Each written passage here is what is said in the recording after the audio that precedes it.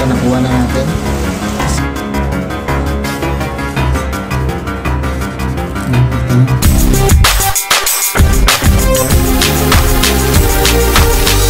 So yung mga kalakad, for today's video, dahil wala tayong magawa, ayan, maghahanap tayo ng mga living organisms na meron dito sa loob ng ating bahay or na matatagpuan sa loob ng ating bahay.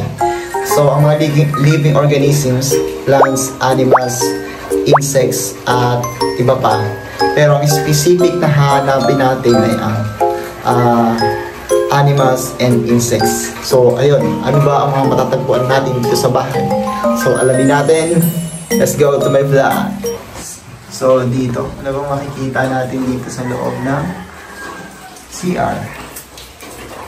So ayun, sa side, mga sapot-sapot, pero walang lulumba. So yan, meron akong natagpuan na living organism. Ayan.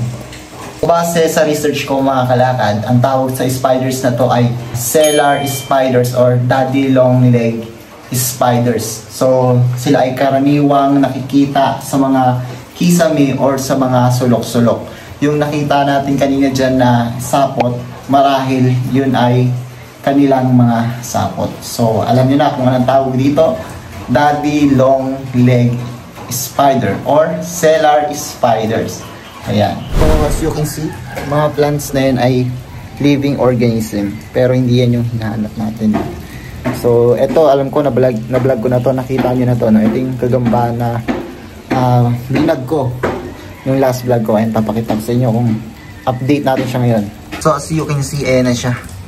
Medyo maganda yung ano niya ngayon. Kasi nga, hindi natin siya ginagalaw. No? Yung sapot niya, iniiwasan natin na magalaw. Kaya siguro nakapag-stay siya dito ng ganong katagal. Ayan yung gagambang bahay dito. Medyo lumalaki na siya, no? Compare nung nakaraan, medyo maliit lang to. Ayan, ang ating gagambang bahay. So nakadalawa na tayo nakahanap ng... So yung mga kalakad, linawin ko lang, ang spiders pala ay hindi pala siya insects. Sila po ay arachnids. So different type siya ng animals. So, ayan. Sila ay arachnids. So, ayan. Iiwasan natin yung ma-disturb natin yung gagamba. Ayan.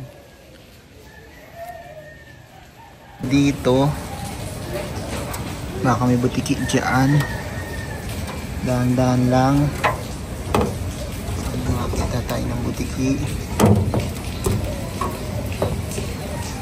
Wala ba? Wala. Wala.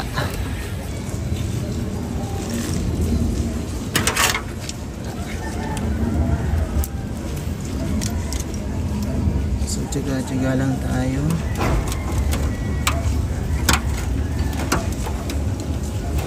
Kasi tayo ay makahanap ng meron ba dyan? Wala rin.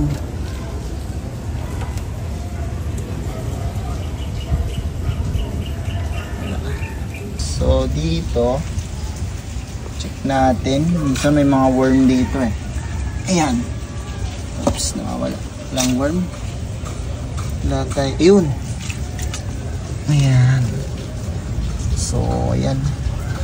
Worm yan. Ayan. Oops. So, ito nakita natin dito ay ito ang tinatawag na earthworm. Ayan. So, madalas ito nakikita sa mga wet areas. Kagaya nito. And sa mga lupa. Ayan. Dito sa mga lupa. Mga kalakad. So, ang earthworms na to ay mabuti siya, no?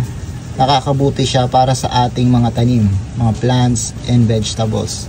So, ayan, mabuti yan sa ating nature itong earthworm na yan.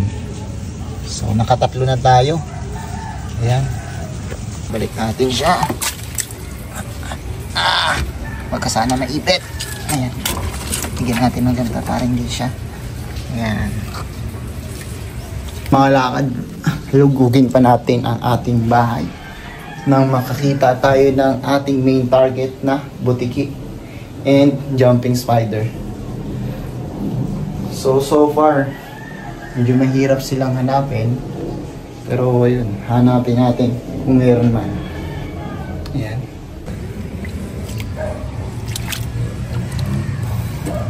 So, yan. So, ayun, meron ako nakita dito kakaiba. Ano kaya? Uy, mga tren-tren. Yun. Nakakita tayo ng mga tren-tren dito. So, ayun, look at this, no? I think this is fungus or mushroom. Living organism yan. Mga living organism din sila, no? Pero hindi ko alam kung anong ano to. Klaseng mushroom, no? Ganda na nilang tignan. So yung mga kalakad Juniors, nakakita tayo ng jumping spider. So, ayan, i-video natin siya. So, ayun mga kalakad, nakakita tayo ng jumping spider. Ayan siya. Ayan, no? Grabe. Ayan. Uy, napakaliksi. Naglalang. Nagtatago siya, no? Ayan. Ayan. Ayan. Ayan siya mga kalakad, jumping spider. Ayan. Grabe, sobrang sensitive nila, no? Ayan. So, ayan siya ng malapitan. Ang mga jumping spiders ay kabilang sa mga gagamba, pero ibang species lang sila, no? And ang mga jumping spider, kaya tinawag sila na jumping spider kasi nga napakahaba ng kanilang talon. So, 10 times to 40 times yung kaya nilang talunin na size ng body nila. So, ganun sila ka-taas tumalon, no? Ano natin saglit ito? Yung jumping spiders na nakita natin. Ayan, ayan siya. Ayan, ayan, ayan, ayan. Ayan, no? Tumalon, no? So, meron din silang sapat. Nagaya ng ibang gagamba. Sino ba yun? Ayan.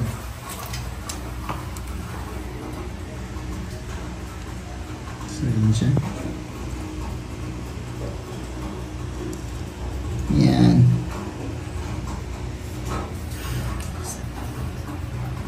Ayan, kita nyo. Tumatalong-talong siya. Ayan.